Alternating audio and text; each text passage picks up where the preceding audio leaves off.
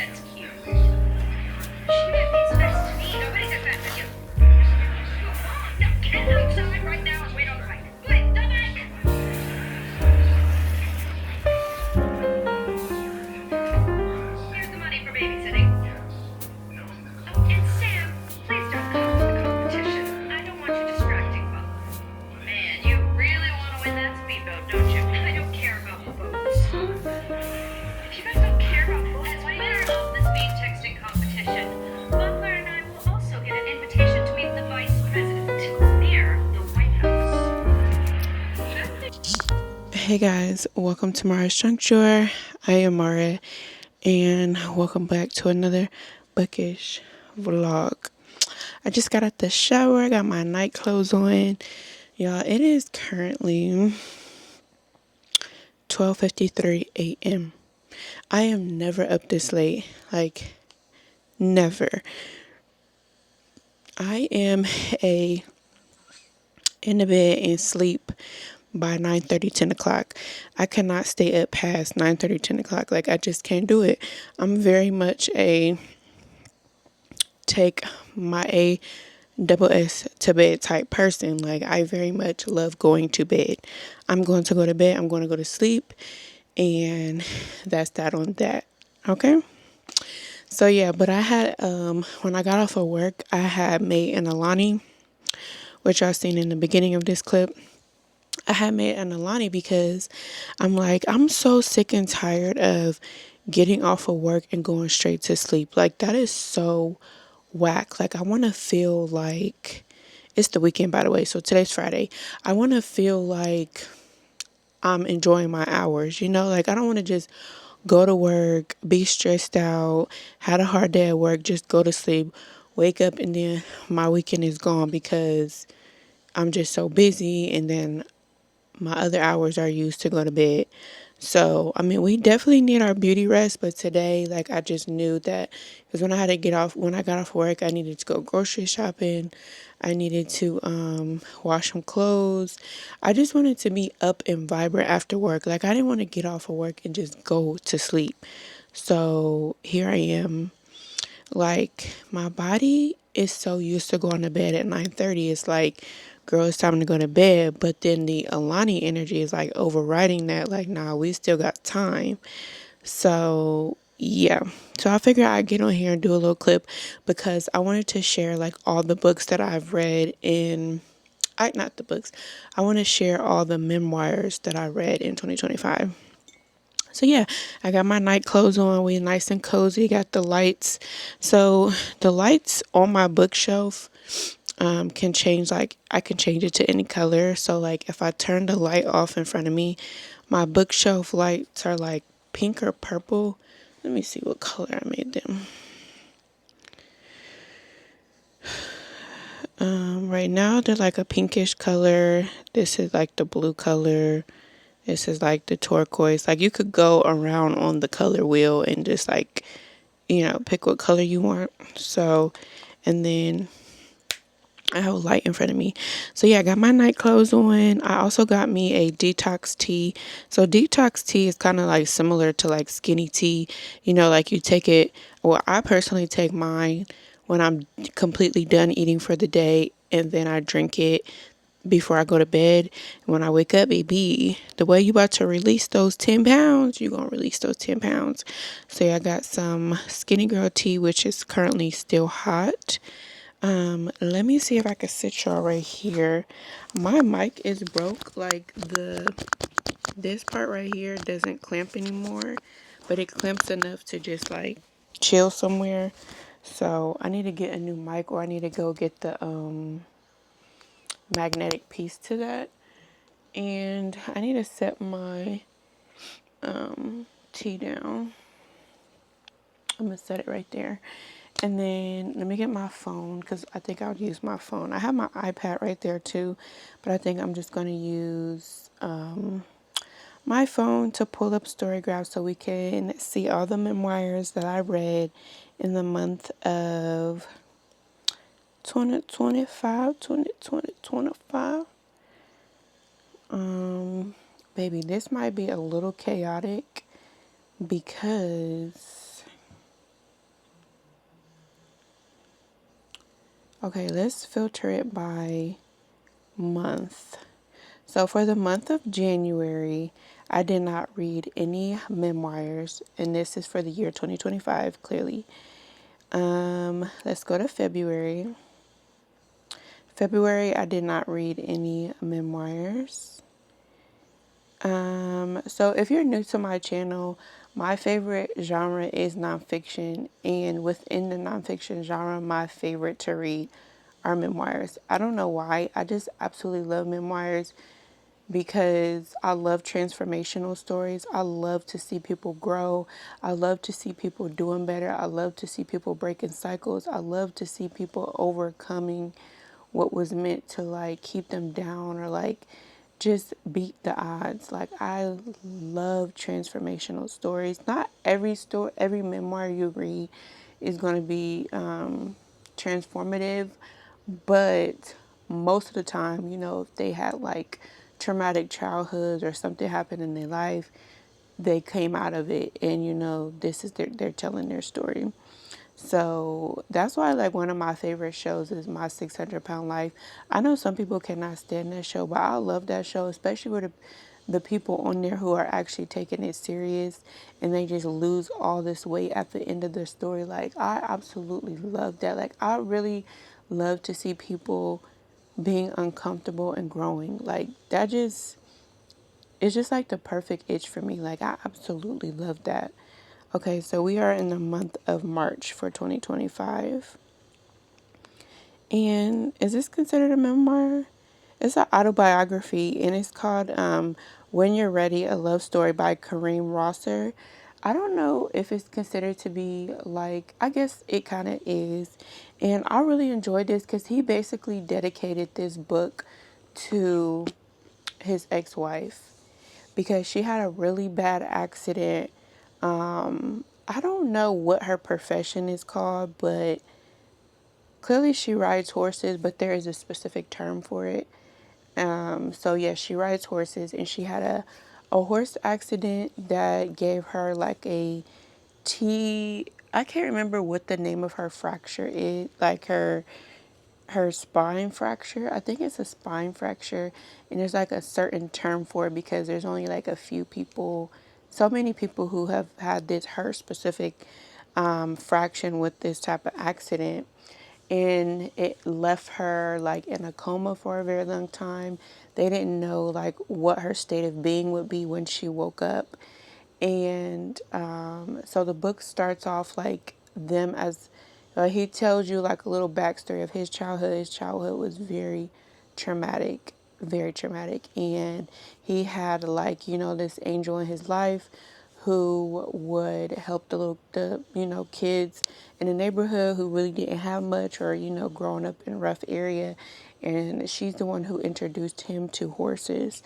And so That's how he also got connected with his wife at the time, who he dedicated the book to. Was her name Kaylee? I can't remember her name. Did I write a review? My review on Storygraph was love, real, and raw. That's exactly what it was. It was love, and it was real, and it was raw. So yeah, that's where he met. I don't know why I want to say her name is Kaylee, but I'm not sure what her name is. And so the book starts off with him telling like how his childhood was, and then him meeting his wife at the time, how their life was, and then how they got to this moment in life where they, were about to start life, big time adulting. And then she had this accident, and he told her journey of like being in the hospital, what that was like for him, all the emotions that he was experiencing. And she's pretty much wheelchair bound. She really can't do much for herself. And I can't remember if he said she was like had like short term memory, because you know how when people have some accidents, and if it affected them like their their neuro neurological if it affected them neurologically. Is that a word? Neurologically. So if it affected them neurologically, you know how they have like stroke patients will have like that short term memory, like they can like remember stuff long term, like something that happened in the past that's like deeply embedded in their like subconscious, but like consciously when you're like talking to them, they don't have like they have short term memory loss. So like I can't remember if he said that she had that or not, but yeah, so she's like wheelchair bound or whatever. And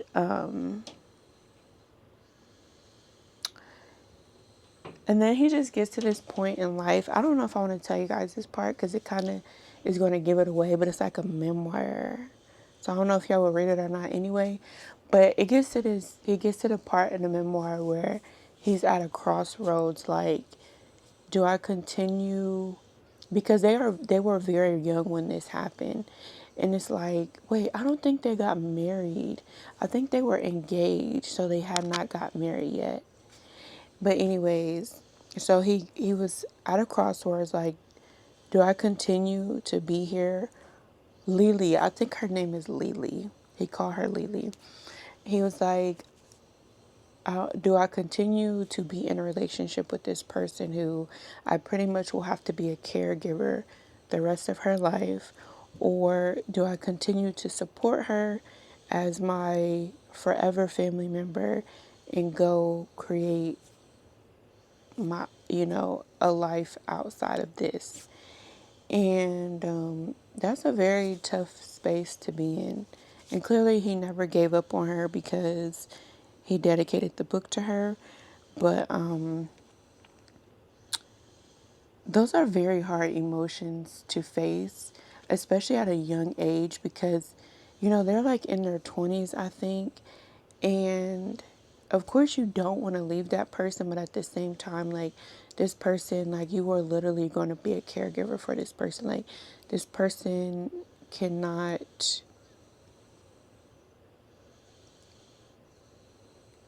especially like in your 20s, like, you have your whole life ahead of you, and for that to happen in your 20s, like, that's just so hard. I believe they were in their 20s. I know they were extremely young. So that's one of the memoirs that I read in March. Let's go on to April. April, I read Never Saw Me Coming: How I Outsmarted the FBI and Pocketed $40 million by Tanya Smith. That book was so good. I think this book was mentioned in my top reads of 2025. I think it's supposed to be turned into an adaptation. I'm not 100% sure. But like, if you're into like money heist, crime, mafia type vibe, like female boss, like cocaine cowboy, like kind of like that. She wasn't like in the street. Well, she kind of was in the streets, but she wasn't like no drug dealer or anything like that. She was just very smart and way ahead of her time as a teenager. Like she was moving weight as a teenager, like millions of dollars as a teenager. So she was so smart, so smart, so smart. And I can't really say too much about this memoir without giving like, because she did have like some like nice little like tea in there. Like actually the whole book is tea, but like if you like decide to read it, if I tell you like some of the things that happen, and it's kind of like going to give away like the good parts of the book, like the action, the tea parts. So I definitely recommend you reading it if you were like, because this memoir is going to keep you hooked. It kind of reads like A Piece of Cake by Cupcake Brown. Her memoir is kind of written like a story, like a fiction story. So this book is kind of written like that as well. Like you kind of feel like you're reading a story, kind of like a fiction. It's written like a fiction, but like clearly it's a memoir. She did a good job with it. Okay, so that was a memoir that I read in April. In May, let's see if I read any memoirs in May.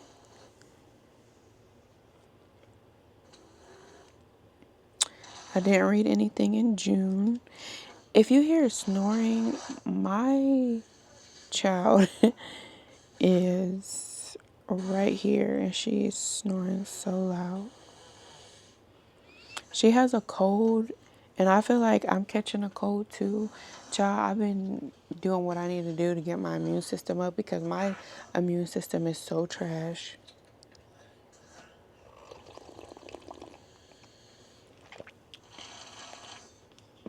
But my poor baby is sick. Um, what month is that? That's August. September. Okay, Negroland. I think that book is over here somewhere. Is it over here? I think it's up here. It's right here. Negroland. What bookmark do I have in here? Oh, I'm reading this. Margot Jefferson. I think this is her on the back. I love the cover of this. It's just so like simple, classy. I like it. It's so cute. This would be like a cute like coffee table book. Um yeah, so this is the memoir of Margot Jefferson.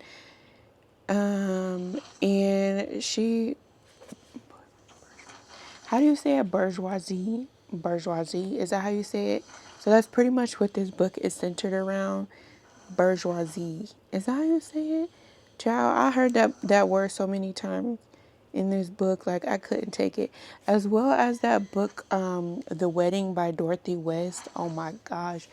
The way they use that word so many times. But I think in here she used that word so much. Bourgeoisie. Ah, child. Oh, I didn't even know there were pictures in here. She put some pictures in here. So pretty much this memoir is pretty much growing up like a black elite.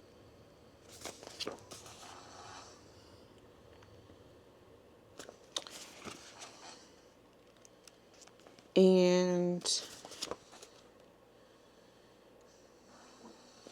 yeah.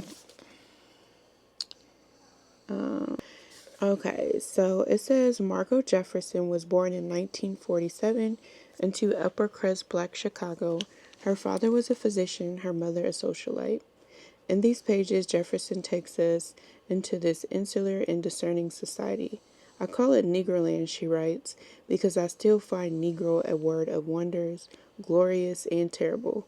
Negroland's pedigree dates back generations, having originated with antebellum blacks north and south. It evolved into a world of exclusive sororities, fraternities, networks, and clubs.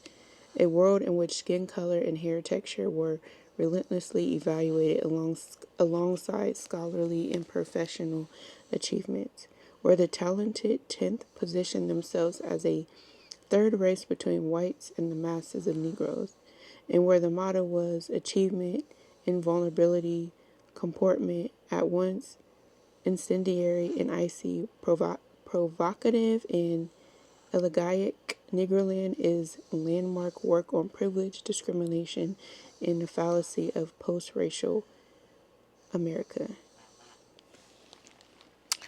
Yeah. So the one thing that was interesting to me is how she was speaking of like, like the blacks who never really experienced what the blacks in the South experience, and like kind of how like where that disconnect comes. She kind of paints a picture of the disconnect.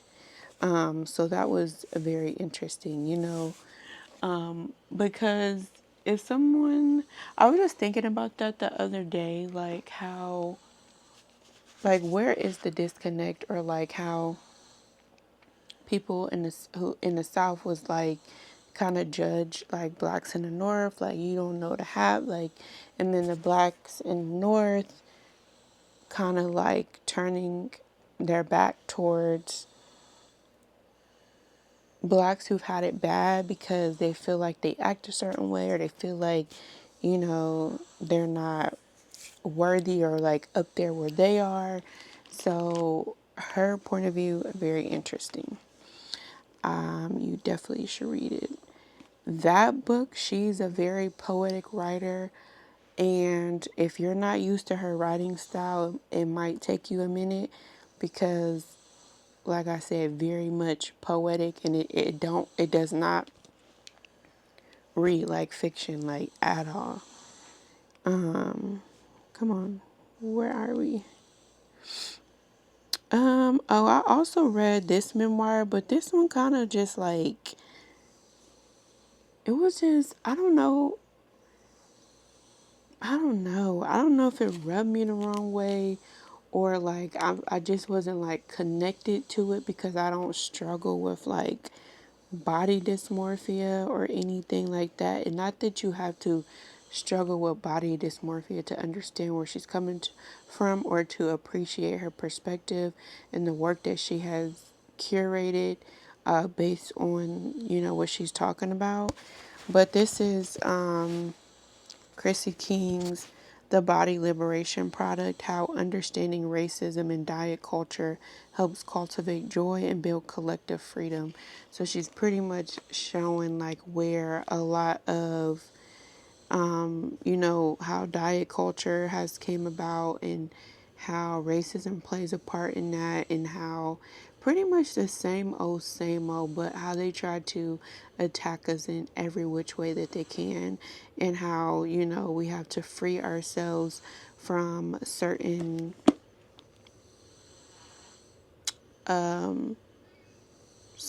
things,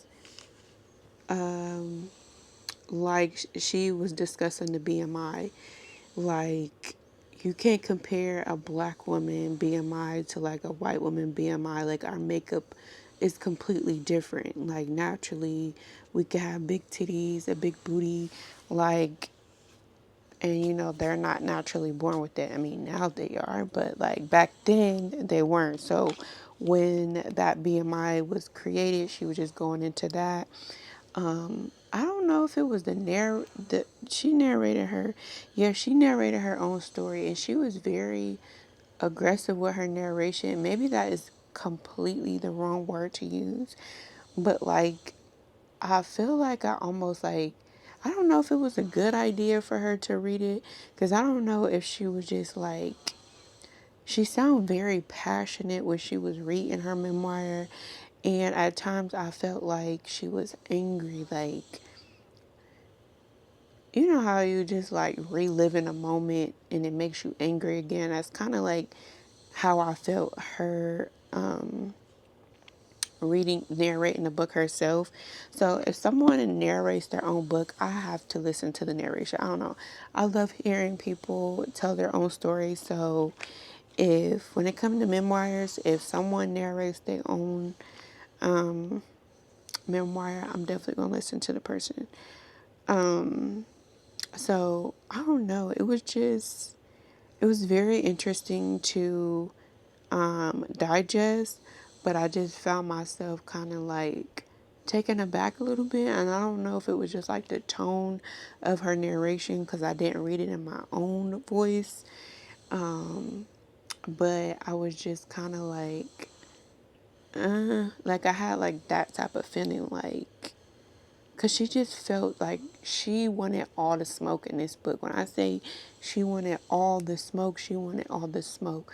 So maybe it wasn't best for her to read this herself, because if she, in moments when she was rereading this and it was kind of like getting her fired up a little bit, maybe that wasn't a good idea. I'm not sure, but for some reason there was just something about it that just wasn't, it just was like turning me off a little bit, but I'm not sure why or what it was. Like, I want to say it was just her tone, because she was very direct. Like, I don't know the right word to use. I don't want to say aggressive, because, you know, like, I'm so sick of hearing people saying, like, black women are aggressive. Like, you know, she wasn't being aggressive. I don't think is the right word to use, but she was just very, I don't know. I don't know the word to use, y'all. Find the word for me.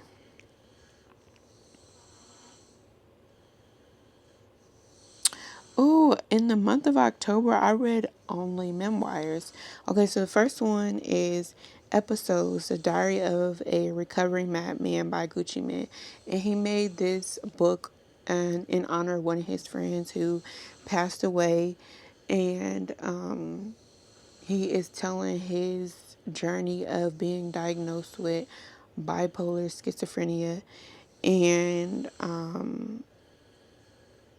he has a few people in the book who tell their perspective of when he was having an episode.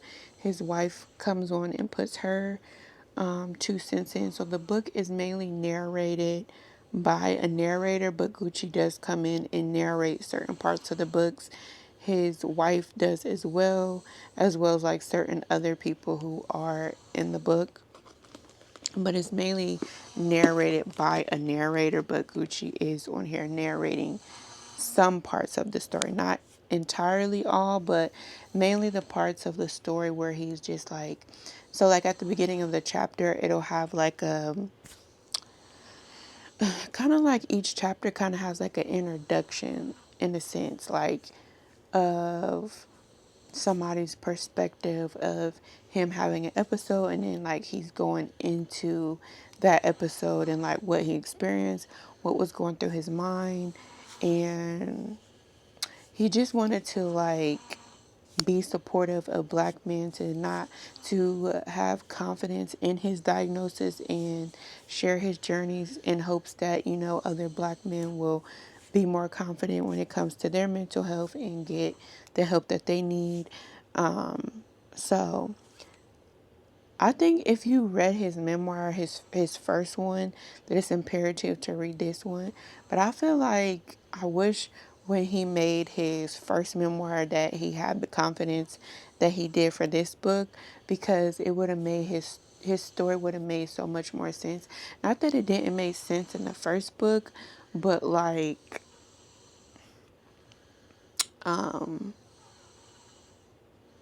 we would have understood him a little better, you know, like now that this book is out, like his first memoir is kind of given like surface level, because you left out a core foundation of like who you are.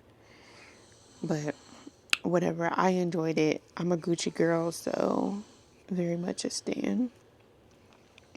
Next, we have Cuddy, the memoir by Scott Miss Cuddy. I absolutely loved his memoir. Like, I really loved his memoir. What did I say on my review? Oh, I didn't say anything on my review. But yeah, I absolutely loved his memoir. I think he did a really good job. He did mention the Cassie situation for those of y'all looking for that tea. He talked about past relationships. He talked about growing up in Ohio. He talked about his childhood. He talked about his artistry. It was a very good memoir. I loved it. I love the fact that he's a lover boy. I love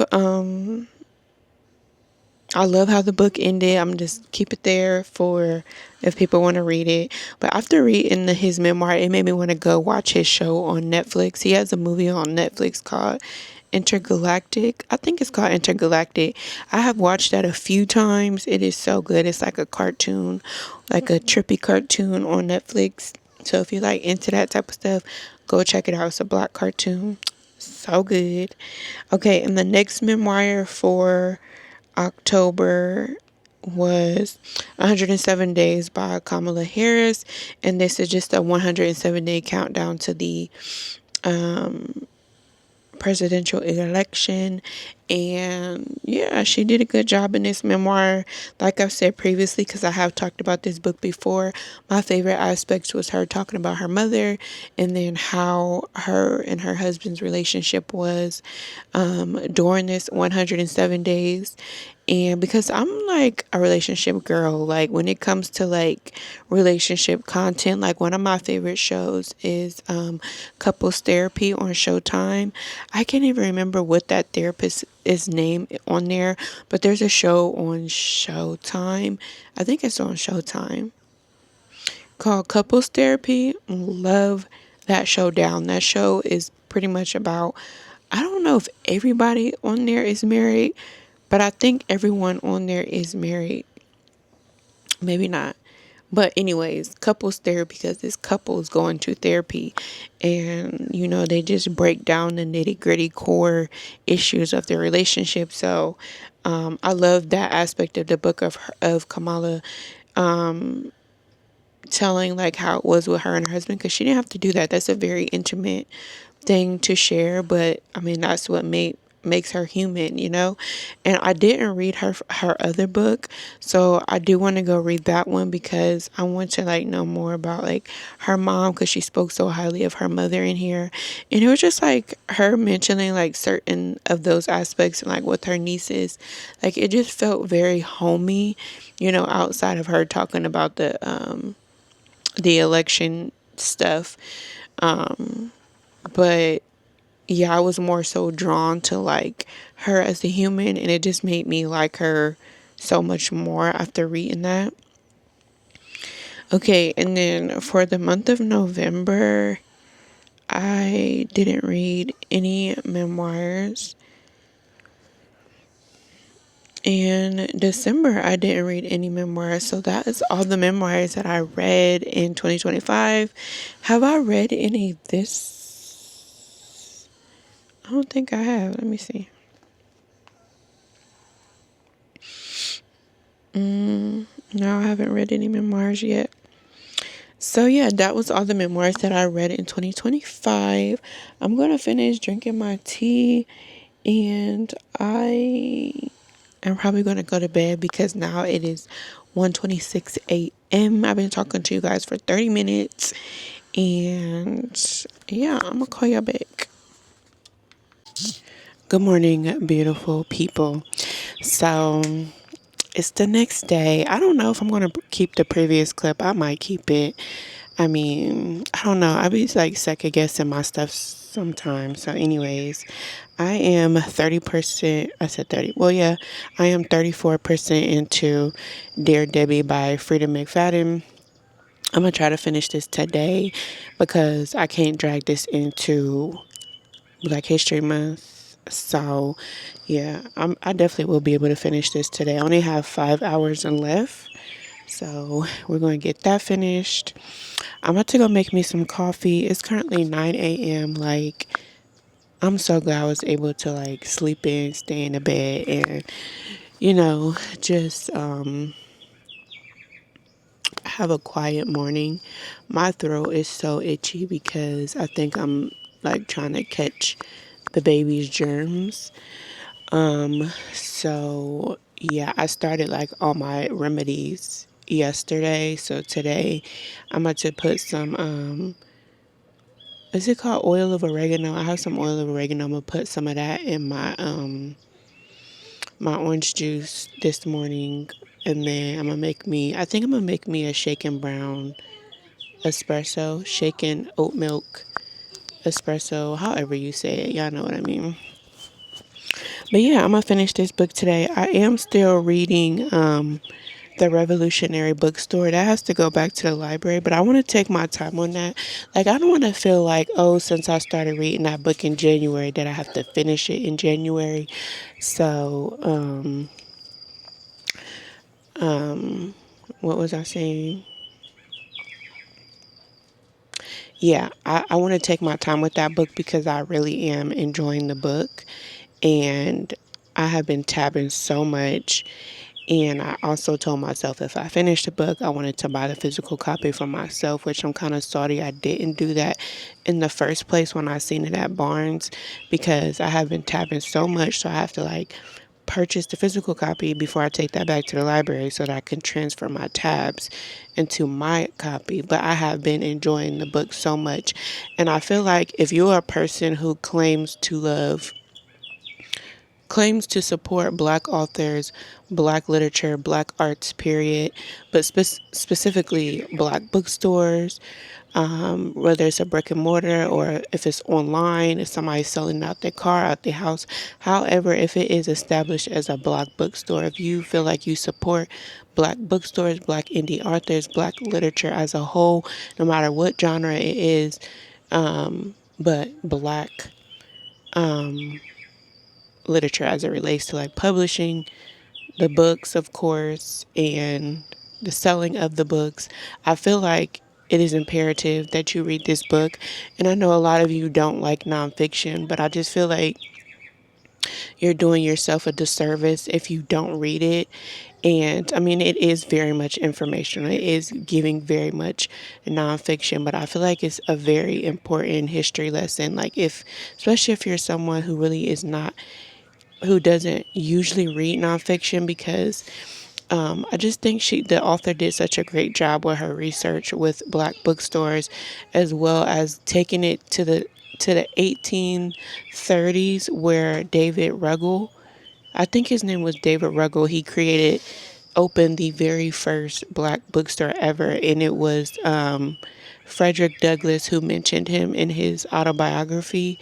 I think it was his autobiography, but he mentioned him in not I've never heard of him until I read her book. I think his name is David Ruggles. He opened the very first black bookstore in I think it was 1838, but Frederick Douglass did mention him in his book just briefly. But nobody really pays homage to him, and he was the blueprint for where we are today. So I just feel like if you claim to support black literature as a whole, everything that involves creating black literature and getting it to the hands of like the consumers, to us the people, then I feel like you should read the book, because it just gives us a better understanding of like the publishing aspect, or like how hard we've had to fight, how far we've came, and how much further we have to go.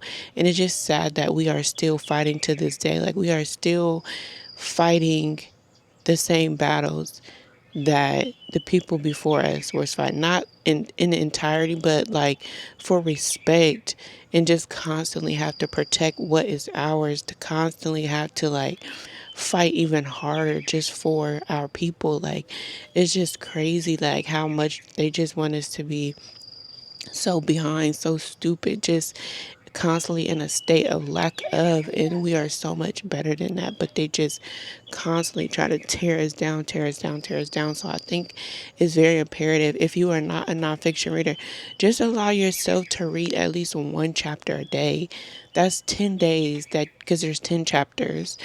That's 10 days that you could read this book. In 10 days, you could finish the book. Shoot, even if you read a chapter a month, you would still be finished with the book before the year is over. Like, I just feel like it's very important that you read this book if you support black literature, and especially what's going on in today's world.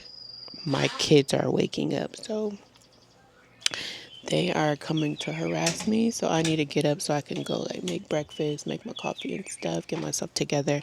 But yeah, you have to go read this book. But yeah, I'm going to try to lock in with Dear Debbie today, finish that up, and I'm going to call y'all back.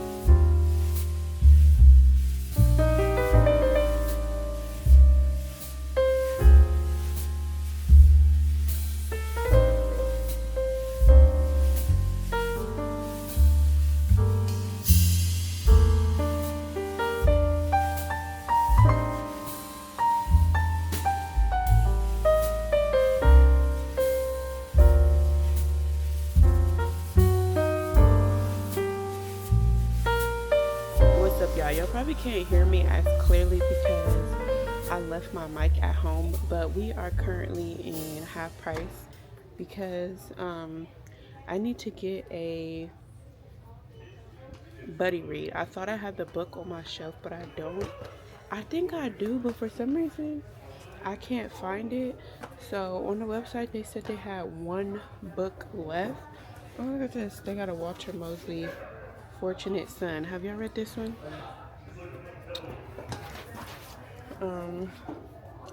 Yeah, so I'm gonna see if I can find the book.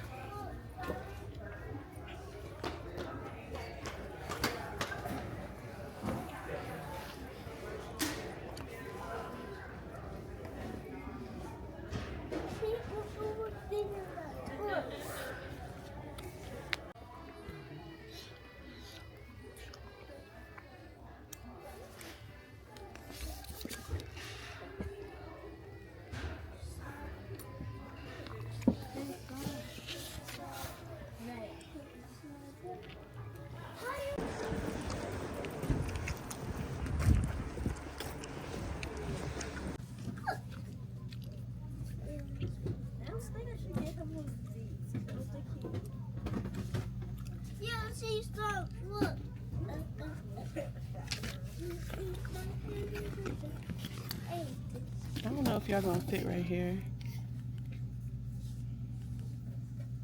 Once again, y'all probably won't be able to hear me because I don't have my mic. But I can't believe they have 50 cents a book in here. I don't think I have this book on my bookshelf. I don't know. This book was good, but I feel like the ending of it, is kind of like an open ending. Like, you know, he could either just leave it as is, or he could definitely turn it into a series. But yeah, I can't believe this is at Dollar Tree. So go check out your Dollar Tree. I definitely seen people talking about this book. What is this?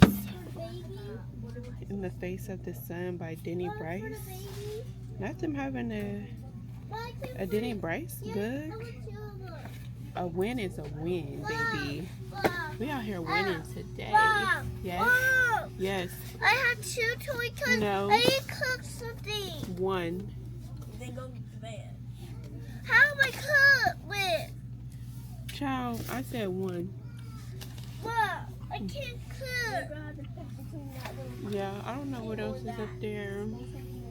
Child, my back hurts from all this booty back there. Just kidding. I don't know why my back has been hurting like abnormally. I've been watching a lot of like massage therapists, or chiropractors and stuff. Like, child, I need to make me an appointment because I don't know what's going on with my back.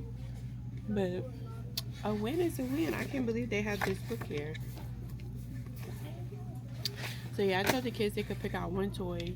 So that's what they're currently doing because, baby, y'all just got a whole bunch of toys for Christmas. They also do have these other books down here, but I already showed y'all those books. I already showed y'all this. I'm in that same Dollar Tree in my previous vlog where they only had those little bit of books, but last time they didn't have those books on that bookshelf. So they must have just recently got a shipment and put all those books there. So yeah, I told the kids that they could pick out a toy. So that's what they're doing. And I'm ready to go back home. So ready to go back home. All right, guys, what is up? I made it back home. We're back. I got the goods. I got this cute little bag. This bag is so cute. I could take it with me to, like, I don't know, anytime I'm going like books or when I go back to Half Price or whatever, I could bring the bag with me because you know they don't give bags. But anyways, I got the bag. It was like $1 and some change because there was this random lady in the store who gave me a coupon, and I was very much appreciative. So there's that. But I had to go to Half Price to get my February book club pick, which is Sugar by Bernice L. McFadden. So me, Erin, and Gaia have our own little personal book club amongst each other, and this is our book club pick for the month of February, and I'm so excited. I really thought I had this book on my bookshelf. I could have sworn I had the book on my bookshelf, but I can't find it. So I just spit, my bad. A little synopsis. When the woman of Bigelow, Arkansas first encountered newcomer Sugar Lacey, it's as if a storm walked into their town on two legs in spiked red patent leather heels. Afraid for their men and their morals, they want Sugar out of Bigelow. But Sugar, who has traveled too far and survived so much in her short life, has finally found a place in which she could put down roots. To everyone's surprise, and most of all to Sugar herself, she develops a friendship with Pearl Taylor, a respected member of the community who carries overwhelming grief over her daughter Jude's murder 15 years earlier. From its tenuous beginnings, Pearl and Sugar's friendship allows each woman to confront why can't I read this? Confront the very thing that most haunts her and head. Pearl and Sugar's friendship allows each woman to confront the very thing that most haunts her and head on a path towards healing. Sugar brings a 1950s Southern black town to life while exploring the role that love and friendship can play in helping us find redemption within ourselves and each other. The 20th anniversary issue will inspire readers, whether they are seasoned fans returning to Bigelow, Arkansas for the 100th time, or those who have yet to swept up in the rich canon of Bernice L. McFadden's work. Is it Bigelow or Bigelow? Bigelow. I think it's Bigelow. But yeah, so that sounds crazy. Like, afraid for their men and their morals. Like, is she for the streets? Is Sugar street meat? That's why her name is Sugar. It's like, I don't know. But yeah, I'm excited to get into this. What else did I get? I got Connie Briscoe's Sister and Lovers. I wanted to get into some of Connie Briscoe's work, so I got Sister and Lovers by Connie Briscoe. If you don't know who Connie Briscoe is, one of the classics, one of the greats. And then I got this book called Amistad 1, Writings on Black History and Culture. Got that. And then I also got Gloria Naylor's Mama Day. So yeah, here she is on the back. I'm not about to do the synopsis for those. Oh, and then I also got these two 50-cent bookmarks. I got M for Mara, Big Mama, Mother Brad. And I got Don't Follow the Pac-Man, because baby, who's doing that? Not over here. So yeah, that's my little book haul.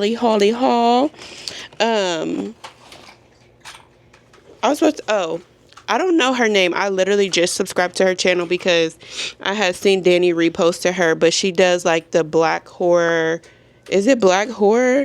She had, like, for the month of February, she does like a black horror reading challenge or reading. I'm not sure what she calls it, but I'm like fairly new to this. I'm not going to subscribe to like the challenge, but this is one of the books that she mentioned that she would be reading for her little black horror reading child. Forgive me, because I really don't know what it's called. I literally just subscribed to her channel. And this was one of the books on her list to read for herself for the little reading fest or whatever it's called. I'll put her channel on the screen if y'all want to go join her Black Horror fest or whatever it's called. So that's why I got that Mama Day, so that I could get into that. And what else I got going on? I am still currently reading or listening on audio Dear Debbie by Frida McFadden. I don't really have any thoughts on that book because it's Frida McFadden. Like, it's a thriller. We already know, like, it's about to be some crazy twist. Right now, we're following the main character, Debbie. She has a husband named Connor. Is his name Connor? I think his name is Connor. She has 2 teenage children who are bad, Alexa and Isabel. There's another girl that's currently a part of the plot named Haley. We get her narration. Right now it's like 3 different narrators. Point of view of Haley, which is, should I tell you? I'm not going to say who she is. So Haley has her point of view. Debbie, the main character, has her point of view, which is also married to Connor. I think his name is Connor. That has his point of view. So right now we're following 3 point of views. The main character, she's kind of like, we think she's suspect because she do a lot of weird stuff. She has like, I can't tell y'all anymore because I didn't read the synopsis. So I don't know if it's in the synopsis or not, but pretty much she's like this confident, high IQ woman. Like she has like a very high IQ. She knows how to create apps for fun. Like, she knows how to create apps so good that like she's like bored with it because she does it so much. And it's so easy to her. She's currently a columnist for a newspaper part-time. She only works there part-time, and that's where the Dare Debbie comes in because they ask her questions and then she responds in a column. And then her husband is an accountant. I think he's an accountant, and he gives like punk vibes. Like, no shade, but he's just like one of those. She's confident, he's not. And so that's kind of like the dynamic. And then they have these 2 bad teenagers who are kind of like in teenage mode, like talking back to their mom. Don't talk to me. Like, like we wouldn't be able to talk to our mom or treat our parents like that. But the typical between, that's how their kids are. Teenagers and very much defiant. And so right now I'm at the point where we're not really like following the teenagers too much, but they're like, the teenagers, like one of the girl got her little situation going on, the other girl got the situation going on with her little boyfriend. But right now we're mainly following like the husband and wife. Okay, yeah, so that's what we're following with that. It's good. Like, I'm down for the count. I'm here for the thriller. I'm sure I'll be done by tonight. I need to be done by tonight so that I don't bring this into February. And I'm still working on that revolutionary book, but like I said in the other clip, I'm not about to be too pressed to finish that book because first of all, I won't even have time to finish it. Actually, I could finish it today, but I want to take my time with the book and savor the flavor like as I have been doing because it's just so rich in like history and culture and like all things bookish as it relates to Black literature. So I just want to enjoy that. What else? Yeah, those are the only 2 books on my list right now. And I will see you guys in my next video. Next video. Next video.